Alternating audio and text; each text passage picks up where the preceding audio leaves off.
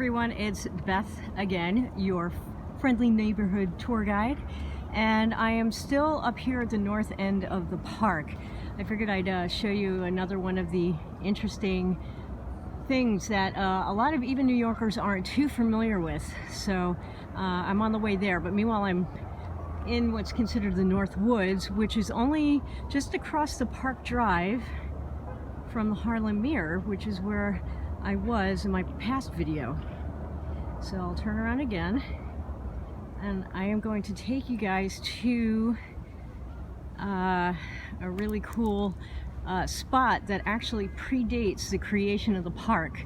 The park itself, which you guys may or may not know, is entirely man-made, with the exception, of course, of these giant rock formations, which are the bedrock of the island of Manhattan.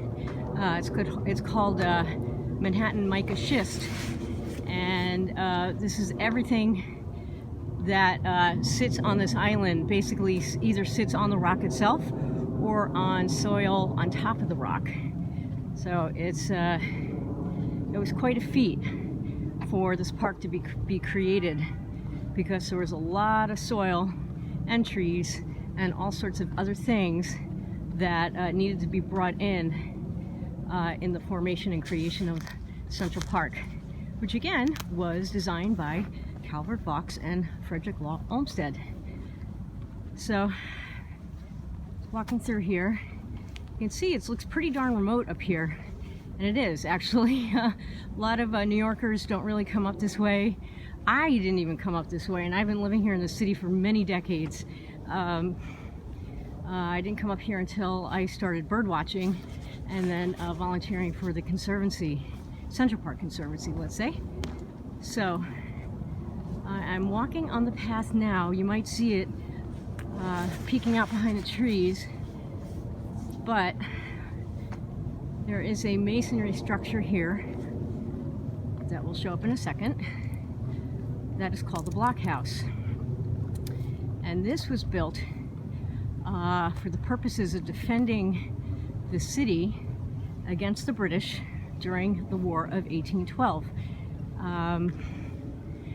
And you can see it sits up here on a high point, and I'll take you out to the, not to the top of the Block House, but to this high point here, and you can see why it was situated where it was.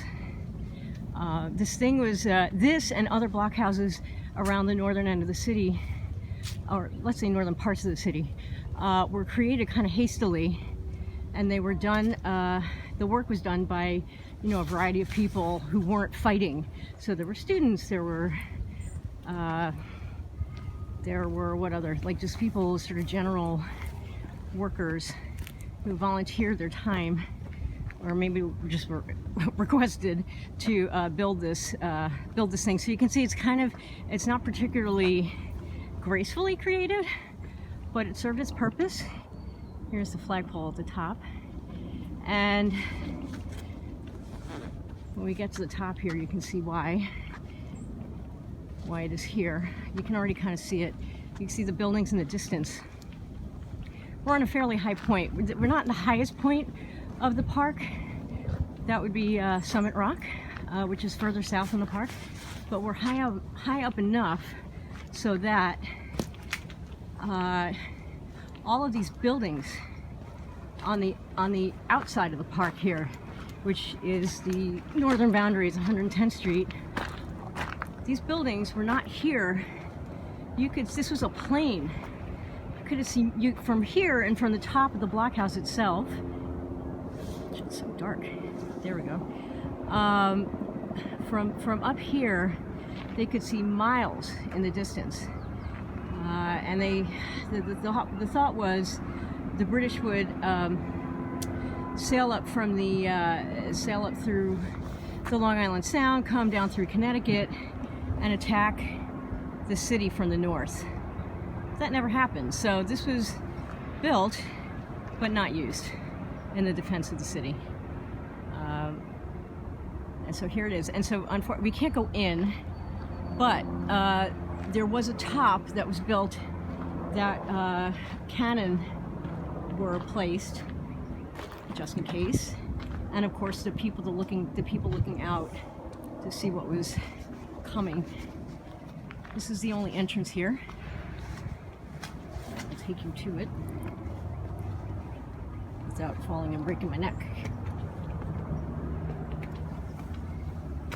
So there's not a whole lot to the blockhouse. There's the flagpole and the sky.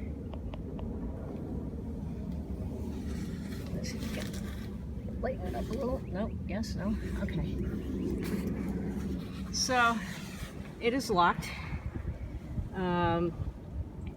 Park rangers and I think members of the Conservancy have keys, but it's rarely opened these days. You see the wood chips down here. These are put down by the Central Park Conservancy workers to try and mitigate the what they're called desire lines. You see that man running. They're called desire lines, which means these are paths that are kind of created by people just walking on the grass or what was grass. And what happens is the soil gets so compacted, it's very hard to grow anything once that happens. So they put down these wood chips here to try and help that, and also probably to help with, you know, rainwater erosion, that kind of thing. So I will rotate again and we'll get one last look at the blockhouse, which predates the park. The park itself was, construction started in 1858 in the spring, so this is from the War of 1812. So anyway, be back at you later.